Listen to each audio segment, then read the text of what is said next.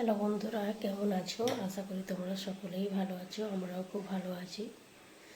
তো আজকের সকালটা আমি রান্নাঘর থেকেই শুরু করছি আর ব্লগটা এখান থেকেই শুরু করছি। তো আজকে সকালের টিফিন আমি তোমাদের সাথে শেয়ার করব। আজকে সকালের টিফিন কী হবে বলতে রুটি তরকারি হবে। কী তরকারি হবে সেটাই দেখাবো। তো দেখো আজকের ওয়েদারটা হালকা বৃষ্টি পড়ছে। ক্যামেরায় কতটা বোঝা যাচ্ছে আমি বলতে পারবো না, কিন্তু বৃষ্টি হচ্ছে, ওয়েদারটা খুব ভালো নেই। তো দেখো আজকে রান্না হবে তরকারি, ঝিঙে করবো আজকে,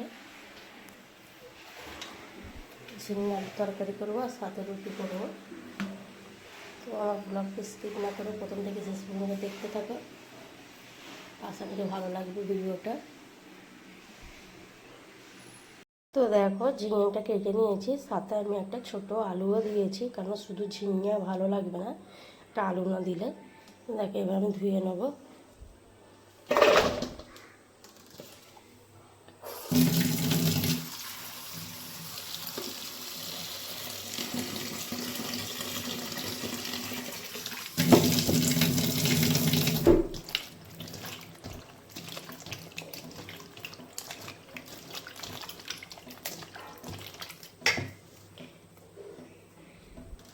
ঝিঙের তরকারিটা বসে আমি এবার আগাটা মাখিয়ে নেবো। এরপরে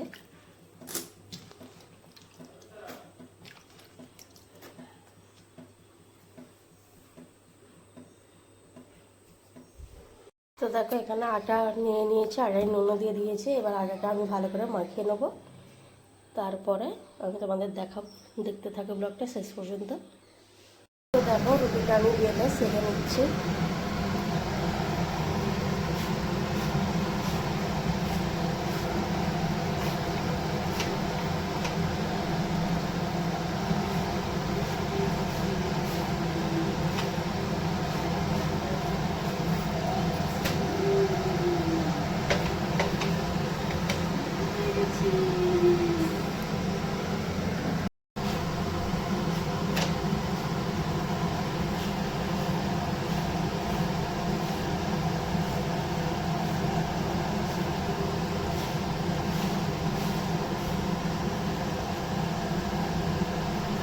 একদিকে রুটি হচ্ছে আর একদিকে তরকারি হচ্ছে। তরকারিটা হয়ে এসছে।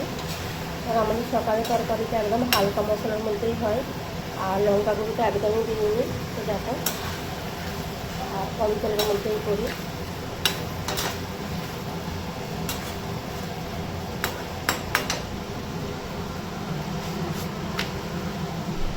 এখানে চা হয়ে গেছে, এখনো 4টা লুচি রয়েছে। জামা কে পরে দিয়েছে? এ তো উল্টো।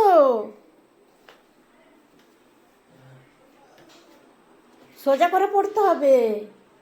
যাও বুবুর কাছে যাও, বলো সোজা করে পরে দাও আমার জামা, আমার মা বললো। যাও। তো দেখো আমার রুটি তরকারিটা হয়ে গেছে। এখানে সবজি আর এখানে রুটি রয়েছে। তো দেখো আমার চুলের মধ্যে রুটি রাখি কেন, কারণ রুটিটা ঘামে নরম হয়ে যাবে না, যাতে শক্ত শক্ত বেশ থাকে, তাই রুটিটা চুলের মধ্যে রাখা। তো আমার এই আচ্ছা ঠিক আছে। তো আমার এই রেসিপিটা যদি ভালো লেগে থাকে, সকালের ব্লগটা সাথে রেসিপি কিছু শেয়ার করলাম, মানে কিছু, আমাকে লাইক শেয়ার কমেন্ট করবে আর আমার চ্যানেলটিকে সাবস্ক্রাইব করে দেবে আর আমার একটু পাশে থেকে। বন্ধুরা কেমন আছো? আশা করি তোমরা সকলেই ভালো আছো, আমরাও খুব ভালো আছি। তো দেখো আজকের ব্লগটা আমি রান্নাঘর থেকে শুরু করছি। দুপুরে রান্না কী হবে সেটাই দেখাচ্ছি। তো দেখো এখানে বাজার থেকে বেলে মাছ নিয়ে আসা হয়েছে, ভালো করে পরিষ্কার করে ধুয়ে নুন হলুদ মাখিয়ে রেখে দিয়েছি। আর এখানে পেঁয়াজ কুচি আর গাজর আলু একসাথে ভাজা করবো রোপানোর জন্য। আর এখানে পেঁয়াজ কুচি কেটে ধুয়ে রেখে দিয়েছি, আর এখানে রসুন করে রেখে দিয়েছি। তো ব্লগটা প্রথম থেকে শেষ পর্যন্ত দেখতে থাকে, স্কিপ না করে। দেখো প্রথমে গাজর আলুটা ভেজে নেব, সাদা তেলে ভাজবো।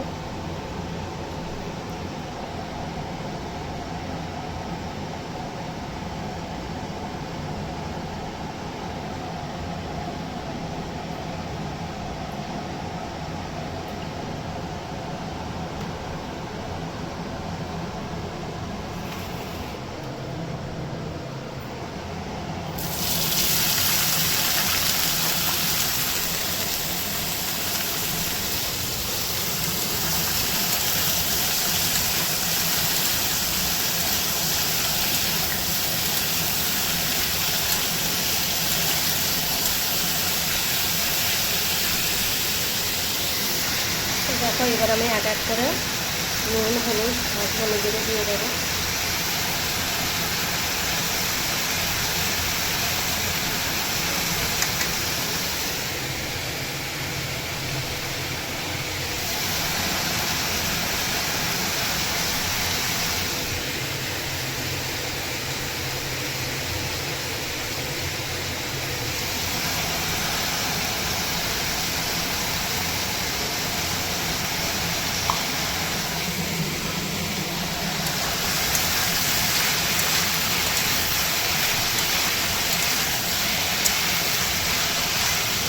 আজকে রুমালাকে দুপুরবেলা খেতে দেবো ডাল আর সাথে গাজর আলু ভাজা।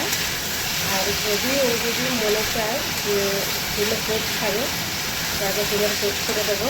আজকে দুপুরে খাবার হচ্ছে রুমালার জন্য গাজর আলু ভাজা, ডিমের পোস্ট, তার সাথে মাছও রয়েছে আর ডাল। আর আমাদের হচ্ছে গাজর আলু ভাজা, ওকে সবটা খেতে পারবে না, আমাদের জন্যও থাকবে। আর বেলে মাছের ঝাল, গাজর আলু ভাজা আর ডাল ঠিক করে রাখছে রান্নার মেনু এটাই। এটাকে আমি ভালো করে নাড়াচাড়া করে মিক্স করে দিয়েছি মশলাগুলো। এবার আমি ঢাকা দিয়ে দেবো।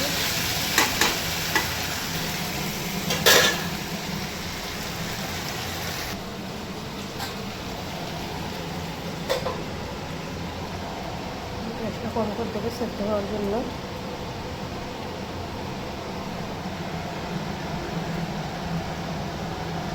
দেখা যাক ভাতটা কতটা কি বাকি আছে।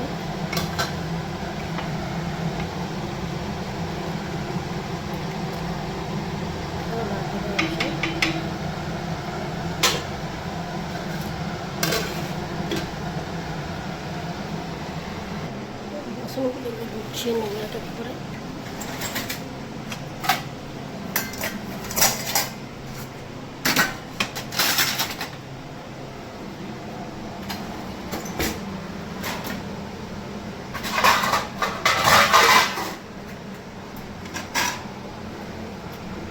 সমস্ত বাসনগুলো আমি গুছিয়ে রেখে দিয়েছি এর মধ্যে,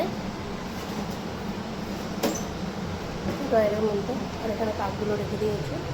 তো এখন দেখি কতটা কী হলো।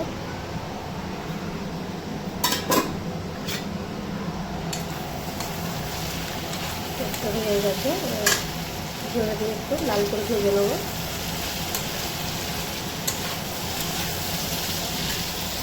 পাথর ভেজেতে গিয়ে গাজরটা বেশি সেদ্ধ হয়ে গেছে, ঝরঝরে হয়নি, একদম সেদ্ধ, খুবই সেদ্ধ হয়ে গেছে। গাজর আলু ভাজাটাও হয়ে গেছে আর এদিকে ভাতটাও হয়ে গেছে। তো ভাতটা আমি ফ্যানটা গড়িয়ে নিয়ে আর এই কড়াতেই আমি কড়াটা ভালো করে ধুয়ে নিয়েছি। আর রুমালার জন্য অল্প করে ডালও করে নেবো। তো তারপর এদিকে ডালটা বসিয়ে দিয়েছি আর এদিকে বাজার থেকে এনে ছোটো ছোটো ছোটো চিড়িয়ে মাছ, সেটা নুন হলুদ দিয়ে হলুদ করে নেওয়া হচ্ছে। সেটাও ডালটা আমি অল্প অল্প হলুদ দিয়ে দেবো।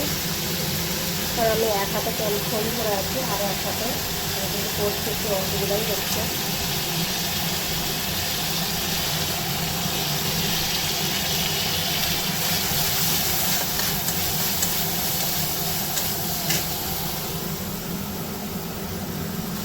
টমেটো দিয়ে দেবো, একটু দেবো না।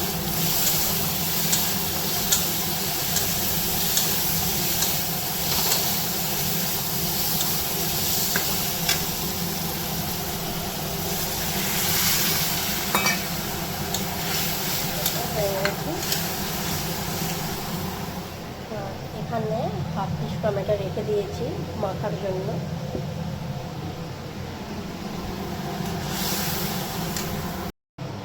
ডালের মধ্যে ভাগাটা দিয়ে দেবো।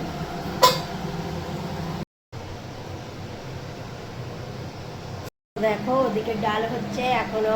আমি ঠিক একটা মাছটা ভাজতে পারি না, তো রুমালের বউজি মাছটা ভাজবে। কারণ আমি যতই তেল গরম করি, যতই তেল থেকে ধোঁয়া উঠি, যতই কড়া তেল দিলে হবে না কেন, মাছটা একটু মানে ঘেঁটেই যায়। ঘেঁটে বলতে গিয়ে একটু ভেঙে যায়। তো দেখো এখানে চিংড়ি মাছটা হলুদ করে নেওয়া হয়েছে। এই চিংড়ি মাছ কিন্তু পেঁয়াজ আর লঙ্কা ছেড়ে ভর্তা করে কিন্তু খুব টেস্ট লাগে খেতে।